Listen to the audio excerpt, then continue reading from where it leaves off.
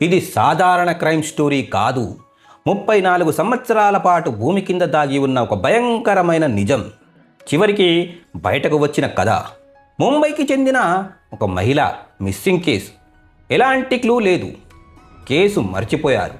కానీ సంవత్సరాలు గడిచే కొద్దీ అహ్మదాబాద్లోని ఒక పాడుబడ్డ ఇంటి గురించి విచిత్రమైన కథలు వినిపించడం మొదలయ్యాయి.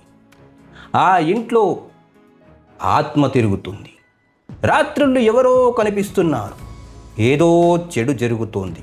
ఇవి మొదట్లో అందరికీ మూఢనమ్మకాల్లా అనిపించాయి.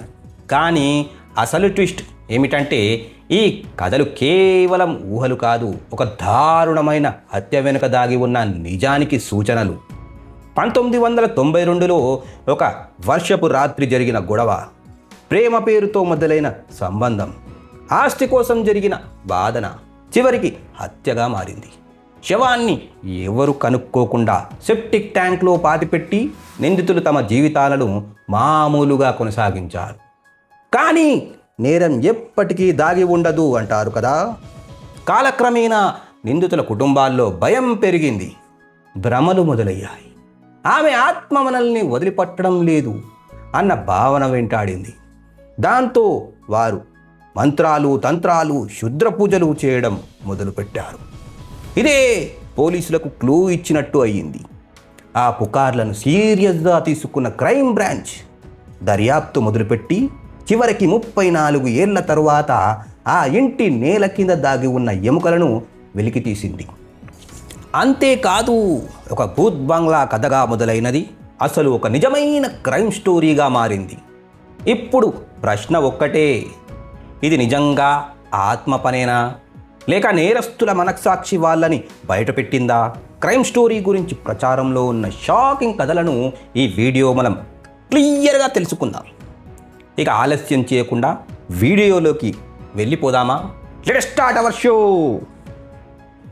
ముంబైలోని ఒక మహిళా ఆత్మ 34 ఏళ్ల తరువాత హంతకులను ఎలా బయటపెట్టిందో అహ్మదాబాద్ భూత్ బంగ్లా కథ. ఒక పాడుబడ్డ ఇల్లు, అక్కడ ఆత్మలు తిరుగుతున్నట్లు పుకార్లు. నిజమా? ఆ ఆత్మను శాంతింపజేయడానికి చేసిన తంత్రాలు, క్షుద్ర పూజలు, ఇంకా దశాబ్దాలుగా వినిపిస్తున్న కథలు, ఇవన్నీ కలిపి అహ్మదాబాద్ పోలీసులకు ఒక పెద్ద కేసు సాల్వ్ చేసేలా దారి చూపించాయి. ఈ కథలో భాగంగా పాట్వా ప్రాంతంలోని కుతుబ్ నగర్లో ఉన్న ఒక ఖాళీ ఇంట్లో సెప్టిక్ ట్యాంకును పోలీసులు తవ్వి చూడగా 30 ఏళ్ల కంటే ముందు హత్యకు గురైన ఒక మహిళకు చెందినవిగా అనుమానిస్తూ పళ్ళు, ఎముకలు బయటపడ్డాయి. ఈ దారుణ ఘటనలో ముంబైకి చెందిన 40 ఏళ్ల ఫర్జానా రాథాన్పురి అనే మహిళను ఆమె బాయ్ ఫ్రెండ్ గొంతు నులిమి చంపి 1992 జూలై, ఆగస్టు మధ్యలో అక్కడే పాతిపెట్టినట్లు పోలీసులు చెబుతున్నారు. 1992లో ఒక భారీ వర్షం పడుతున్న రాత్రి ఈ సమస్య మొదలైంది. ఫర్జానా అనే యువతి తన బాయ్ ఫ్రెండ్ షంషుద్దీన్ ఖేదేవాలాతో ఆస్తి హక్కుల విషయంలో వాదనకు దిగింది. ముఖ్యంగా అతని మొదటి భార్యలా తనకు కూడా ఆస్తిలో సమాన హక్కు ఇవ్వాలని ఆమె కోరింది. అతను ససేమీరా ఇవ్వను పో అని చెప్పాడు. అలా ఆర్గ్యుమెంట్ కాస్త గొడవగా మారి హింసకు దారితీసింది. షంషుద్దీన్ ఈ హత్యను మరో 2 సహాయంతో కలిసి చేశాడని పోలీసులు చెబుతున్నారు. షాఏ ఆలాం ప్రాంతానికి చెందిన అతని సోదరుడు ఇక్బాల్ ఖేదేవాలా బాధితురాలి కాళ్లను పట్టుకుని ఉండగా పట్వాకు చెందిన అబ్దుల్ జావ్రావాలా ఆమె చేతులను పట్టుకున్నాడు. ఈ ఘటన మొత్తం కుతుబ్ నగర్లో ఉన్న మరో వ్యక్తి షాలియాబీవి పఠాన్ ఇంట్లో జరిగినట్లు సమాచారం. హత్య జరిగిన తర్వాత జావ్రావాలా కొంతమంది లేబర్స్తో కలిసి ఆ ఇంటి సెప్టిక్ ట్యాంక్ తవ్వించాడు. తరువాత ఫర్జానా శివాన్ని అందులో పెట్టి మట్టి, ఇసుక, సిమెంట్తో బాగా మూసివేశారు. ఆ తరువాత నిందితులు అందరూ తమ తమ దారిలో వెళ్ళి మామూలు జీవితాన్ని కొనసాగించారు. అప్పటిదాకా ప్రశాంతంగా ఉంది. కానీ ఆ నేరం అక్కడితో ఆగిపోలేదు.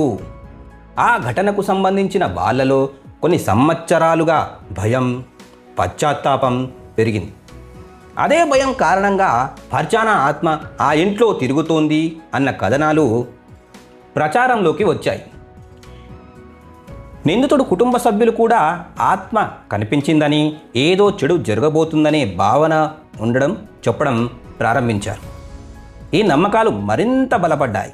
ఎందుకు అంటే ఈ కేసుకు సంబంధించిన వాళ్ళు ఒక్కొక్కరుగా చనిపోతూ ఉన్నారు. ప్రధాన నిందితుడు అని చెప్పబడిన శంషుద్దీన్ 2015లో గుండెపోటుతో చనిపోయాడు.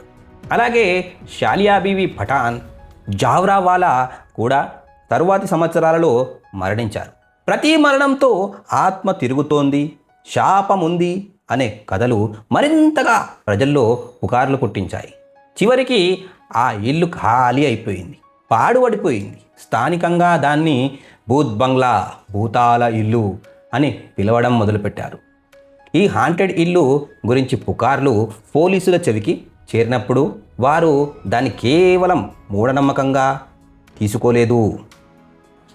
పోలీసులు ఆ ప్రదేశంలో జరుగుతున్న తంత్రాలు, క్షుద్ర పూజలపై నిఘా పెట్టి అక్కడ ఇన్ఫార్మర్లను అంటే సమాచారం ఇచ్చే వ్యక్తులను పెట్టారు. వాళ్ళు చెప్పిన సమాచారం ప్రకారం 1992లో నిజంగానే ఇక్కడ హత్య జరిగింది అని, ఇంకా బ్రతికున్న నిందితులు ఆ మహిళ ఆత్మ నుంచి బయటపడాలి అని ప్రయత్నిస్తున్నారని తెలిసింది. ఈ సమాచారాన్ని పలు వర్గాల నుంచి నిర్ధారించుకున్న తరువాత బుధవారం ఉదయం క్రైమ్ బ్రాంచ్ టీం ఆ ఇంటిపై దాడి చేసింది. తరువాత శవాన్ని పాతిపెట్టినట్లు అనుమానిస్తున్న చోట తవ్వడం ప్రారంభించారు. సాయంత్రానికి బాధితురాలికి చెందినవిగా అనుమానిస్తున్న 5 నుంచి 6 పళ్ళు, టీత్, 7 నుంచి 8 ఎముకలు బయటపడ్డాయి. వాటిని ఫోరెన్సిక్ పరీక్షల కోసం పంపించారు. ఒక సీనియర్ క్రైమ్ బ్రాంచ్ అధికారి ఈ కేసు వెలుగులోకి రావడానికి ఒక విచిత్రమైన కారణం ఉందని చెప్పారు. నిందితుల కుటుంబ సభ్యులు చాలా కాలంగా మరణించిన మహిళ గురించే పదే పదే ఆలోచించి భ్రమలు అంటే హాల్యూసినేషన్స్ వస్తున్నాయని, దాంతో వాళ్ళలో భయం, మానసిక ఒత్తిడి ఎక్కువ అయిందని తెలిపారు. ఈ భయం నుంచి బయటపడేందుకు వాళ్ళు తంత్రాలు, క్షుద్ర పూజలు చేయడం మొదలుపెట్టారు. అదే సమయంలో ఆ నేరానికి సంబంధించిన ముఖ్యమైన సమాచారం బయటపడింది.